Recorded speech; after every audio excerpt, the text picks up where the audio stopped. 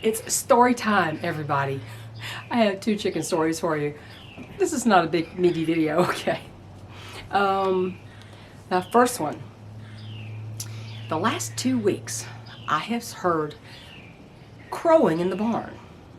No, it wasn't any of my roosters. I went, who is that? What is that? I have big roosters. I have young ones, but they're grown basically. I mean, I have older ones. I have younger ones, but they're, grown. They're not babies anymore. This crow sounded like an 8-week-old cockerel who was just getting the syllables right. Da da da da. He was just now getting the syllables right. But it was a little voice. Okay, I went, that is not any of my roosters. That has to be one of the girls. But which one? I'll tell you that in a minute. But crowing hens are a real thing. And now there's some who do what I call caterwauling. They'll just go, oh, just yell, not crow, but just yell. I used to have one in Delaware I call Maxie, Mouth of the South. So that's what I'm talking about. She just makes a lot of noise. I even had somebody who was here fixing something one time going, is that a chicken? But I'm not about crowing, actual crowing. It sounds like a rooster crowing, but in a littler voice.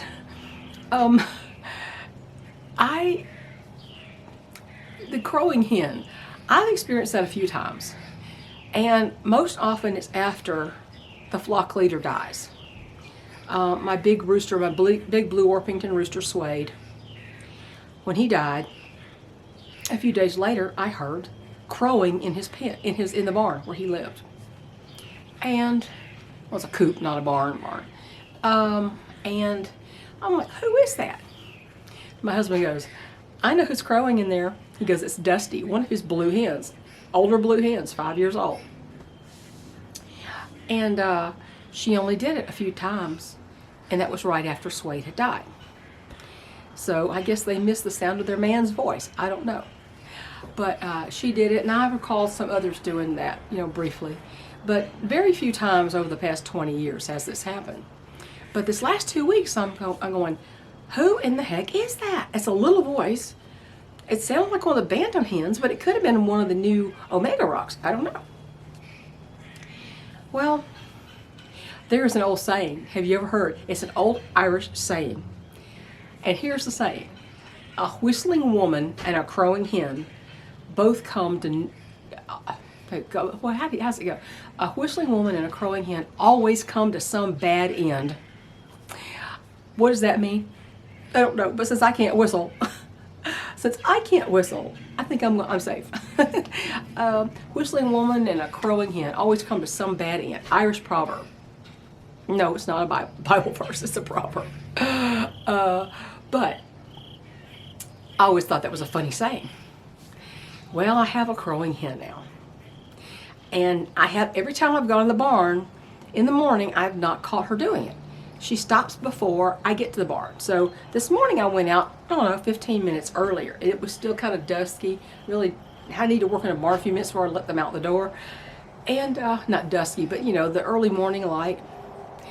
And I was in there in Bash's pen. Suede is gone. I will sometimes call Bash Suede because of the big blue chest that Bash has, and Suede was a blue Orpington.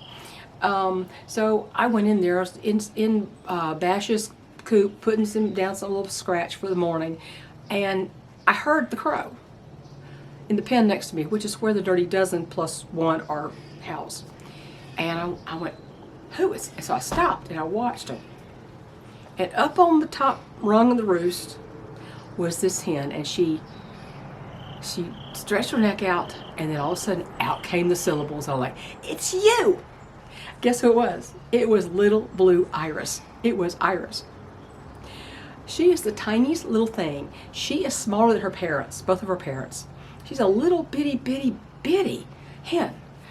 And she was crowing her heart out. So that's my crowing hen, and I hope she doesn't come to a bad end. I mean, she hasn't yet. She's 3.5 years old. She hasn't yet. But I had a brief story about the Omega rocks this morning. Angus is turning into a pretty good rooster, a good flock leader. I had some rudeness from Nathaniel recently. Not true, he hasn't made contact with me, kind of aggression, but just intimidation tactics that he was using. And I'd have to sort of say, oh, that's rude, and I go kind of walk toward him and kind of push him with my legs, just kind of push him out of the way as I walk, just kind of try to walk through him and show him that he's not the biggest threat on this barnyard. It's us people.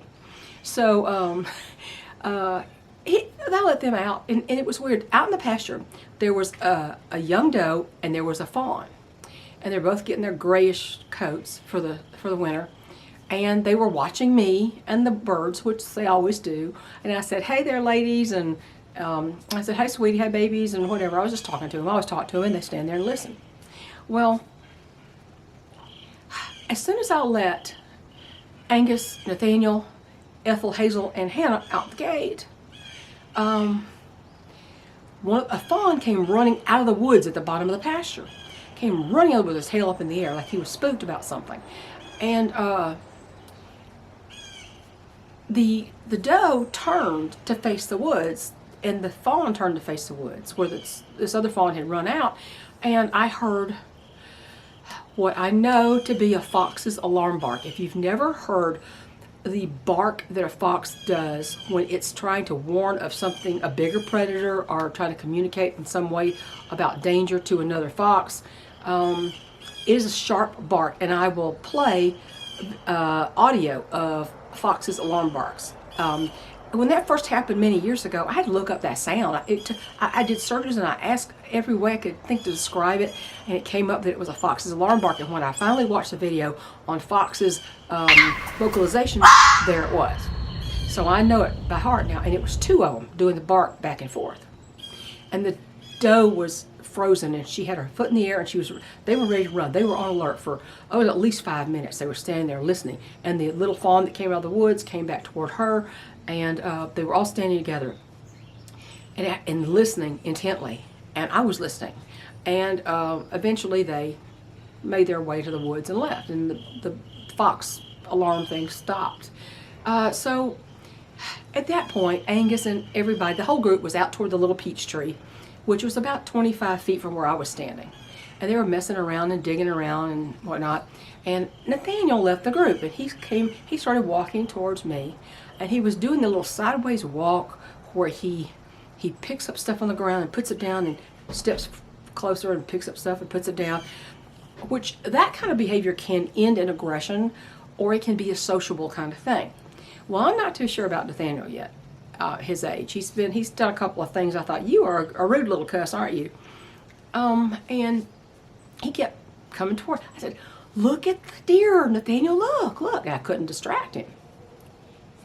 Suddenly, I look over, and out of the group, about 25 feet away, comes Angus. And Angus, he looks and he sees Nathaniel and me, and he starts trotting toward us. And he comes and he does this little sort of a shallow arc, and came around between me and Nathaniel, and herded Nathaniel back to the group. Felt almost like he was saying, get yourself back here and leave Mom alone. That kind of thing. I mean, he just came and herded him back. It's not the first time he's done it either. And I think, you know what?